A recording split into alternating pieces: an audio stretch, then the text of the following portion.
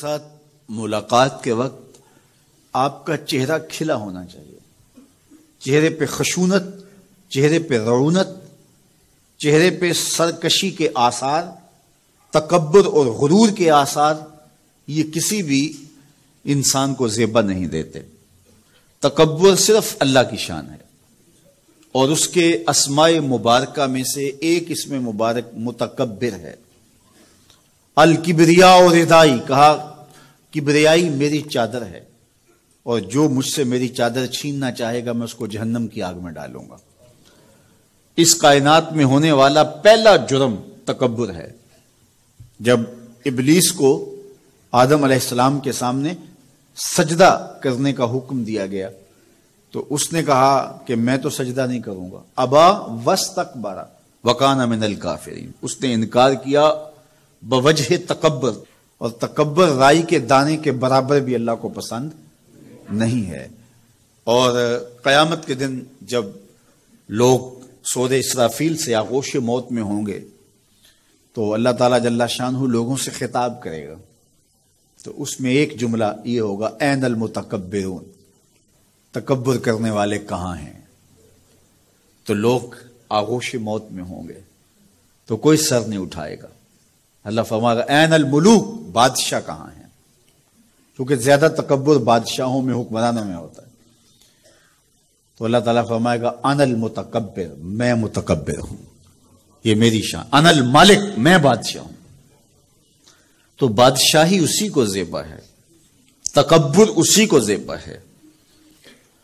تو نصیحت کرتے ہوئے فرمایا وَلَا تُصَعِرْ خَدَّكَ لِلنَّاسِ، لوگوں کے سامنے اپنی گردن کو، اپنے چہرے کو، اپنے رخسار کو ٹیڑھا نہ کرنا۔ ابن منظور افریقی نے لسان العرب میں لکھا ہے کہ یہ سعر سے نکلا ہے، اور یہ اونٹ کی ایک بیماری ہے۔ جس طرح بندوں کو لقوہ ہو جاتا ہے، اس کا منہ ٹیڑھا ہو جاتا ہے، تو اونٹ کو ایک بیماری لگتی ہے، تو جب وہ بیماری اس کو لگ جائے تو اس کی گردن ٹیڑھی ہو جاتی۔ تو عرب کے محاورے کے مطابق قرآن نازل ہوا ہے، تو اشارہ کیا کہ جس طرح اونٹ کی گردن ٹیڑھی ہو جاتی ہے تو تکبر کی وجہ سے تمہارا چہرہ بھی ٹیڑھا نہ ہو جائے۔ یہ تمہارا چہرہ اچھا نہیں لگتا، اس پہ خشونت، اس کے اوپر غصہ، اس چہرے کے اوپر جو ہے وہ وحشت اچھی نہیں لگتی، اس چہرے کے اوپر تبسم اور مسکراہٹ اچھا لگتا ہے۔ یہ چہرہ ہنستا ہوا گلاب جیسا ہی اچھا لگتا ہے۔ تو اپنے رخسار کو ٹیڑھا نہ کرو، اپنے لہجوں کو خوبصورت بناؤ، آنے والے سے خندہ پیشانی سے ملو، اور لوگوں کے ساتھ تمہارے رویوں کی خوبصورتی تمہارے چہروں سے دکھائی دے۔ علامہ آلوسی کہتے ہیں کہ بعض کا بندہ کسی کے سامنے بچ ہی جاتا ہے، عجز، عاجزی، انکساری، یہ انسانی وصف ہونے چاہیے، لیکن کسی کے لیے اس طرح انسان بس جھکتا ہی جائے کہ اس کی عزت نفس بھی باقی نہ رہے اور وہ احساس کمتری میں مبتلا ہو جائے، تو یہ بھی انسان کے لائق نہیں ہے۔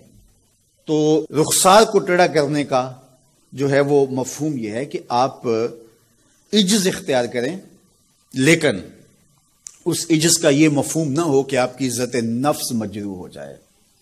حکام کے سامنے، شہنشاہوں کے سامنے، بادشاہوں کے سامنے کچھ لوگوں کے رویے اس قدر ہوتے ہیں کہ ان کی غلامانہ ذہنیت ان کے عمل سے، ان کے رویوں سے اور ان کے انداز ملاقات سے ٹپکتی ہے۔ تو جب آپ کسی سے عجز کے ساتھ، محبت کے ساتھ پیش آتے ہیں تو وہ اپنی جگہ، لیکن اس کے اندر تجاوز ایسا نہ ہو کہ آپ کا رخسار ٹیڑھا ہو جائے۔ مطلب کیا ہے کہ آپ حد سے نیچے گر جائیں اور اپنی خودی کو بھی بیچ ڈالیں، تو اس سے بھی منع کیا گیا ہے۔ تو ان دونوں کے درمیان بیلنس رکھیں، تکبر میں بھی مبتلا نہ ہونے پائیں اور احساس کمتری میں، اور ایسا عجز جو آپ کی خودداری کو بہا کے لے جائے اس میں بھی مبتلا نہ ہونے پائیں۔ وقار کے ساتھ، ادب کے ساتھ، محبت کے ساتھ لوگوں کے ساتھ پیش آئیں۔